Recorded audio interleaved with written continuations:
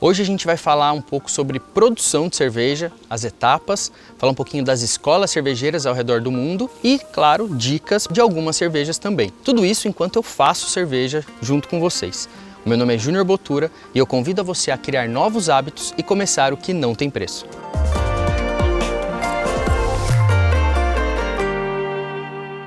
A gente vai fazer cerveja hoje com um processo super caseiro, um processo que qualquer um pode fazer em casa. Na indústria, claro, tem processos que facilitam a vida quando a gente faz na cervejaria, mas em casa é muito gostoso. Eu gosto de fazer cerveja, para mim sempre foi terapêutico. E pensando mesmo no futuro, daqui um mês, quando as pessoas estiverem bebendo, o que elas vão falar e o que elas vão sentir dessa cerveja que vai ser feita. Vamos lá? Aqui é a moagem do malte. Na verdade a gente não moe, a gente só quebra a casca. Então aqui a ideia é só quebrar a casca para que o amido entre em contato com a água mais fácil.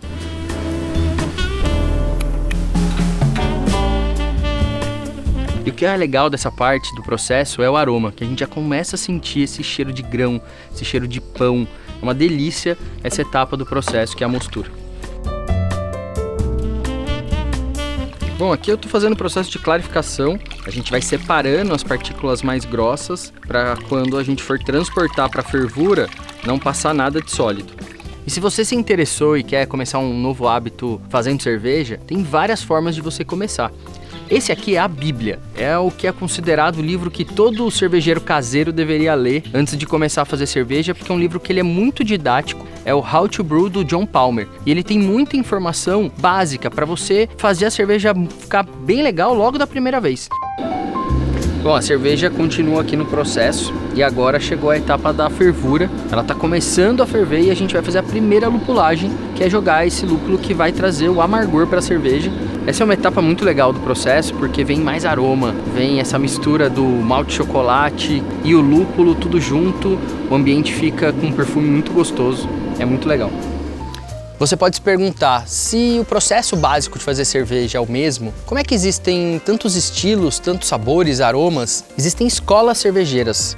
As mais tradicionais são a americana, a alemã, a inglesa e a belga. Cada uma delas tem uma particularidade e eu vou mostrar uma cerveja de cada estilo para vocês entenderem. Bom, fervura rolando ali do lado. E eu vou entrar agora nos detalhes de cada escola. Vou começar com a escola alemã, uma escola marcada pela tradição, pela Lei da Pureza Alemã de 1516, uma lei que dizia que as pessoas só poderiam produzir cerveja, as cervejarias, os cervejeiros, com água, malte, lúpulo e levedura. Essa cerveja que eu trouxe é uma Berliner Weiss, foi muito popular no século XIX, chegou a ser a bebida alcoólica mais consumida em Berlim, uma cerveja bem ácida, ela tem esse azedo que eu acho uma delícia, ela é super refrescante. Lá eles servem com xarope de framboesa ou de outras frutas. Aqui no Brasil ela já é feita com as frutas, porque a gente não tem a lei da pureza. Uma cerveja que eu gosto muito do estilo e que é muito refrescante. Escola inglesa. O malte aqui é o grande destaque, faz um contraponto à escola alemã, trazendo baseios como característica mais marcante, uma cultura riquíssima e com cervejas que eu realmente acho sensacionais. Essa aqui é uma Scotch Ale, uma cerveja da Horadelica, ela chama The Animals. A Horadelica é uma cervejaria de Porto Alegre, do sul do país, e que ela tem como característica o caramelo e o malte. Uma cerveja que ela bate seus 10% de teor alcoólico e é uma cerveja para tomar num dia frio e que você quer dulçor. Chegamos na escola belga, uma escola marcada pela criatividade e pelo uso de vários condimentos. São vários estilos, a gente tem desde Witbier, que usa casca de laranja, semente de coentro, e a gente conhece bem aqui no Brasil, e também um estilo que eu trouxe aqui, que é a Saison, que é uma cerveja criada no lado francês da Bélgica pelos camponeses para ser consumida no verão, uma cerveja leve, refrescante, tem bastante carbonatação e eles usam ali frutas e especiarias da estação. Essa aqui ela tem zeste de laranja-lima, é uma cerveja muito refrescante, eu vou abrir para vocês verem como é. E por último, a escola americana.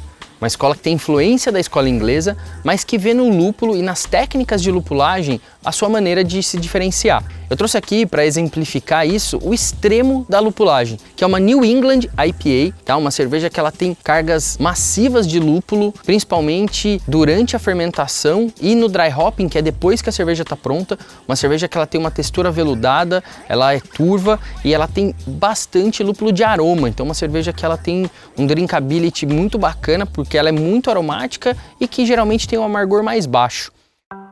Bom, a minha parte do trabalho terminou, agora entra o trabalho delas, as leveduras. São elas que vão transformar esse mosto, né, esse açúcar em álcool, e elas que vão, na verdade, fazer a cerveja de fato.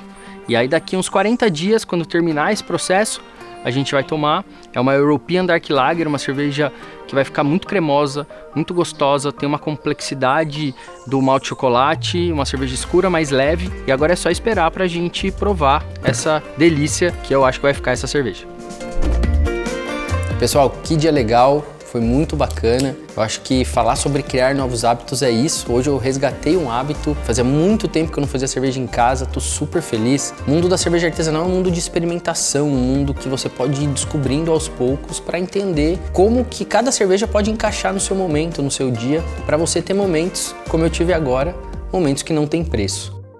E no próximo episódio eu vou conversar com um cara que é apaixonado por esse mundo da cerveja artesanal e ele passa o seu tempo ensinando as pessoas a gostarem também. Uma história muito bacana de vida e que vale a pena conferir. Então fica ligado aqui e a gente se vê.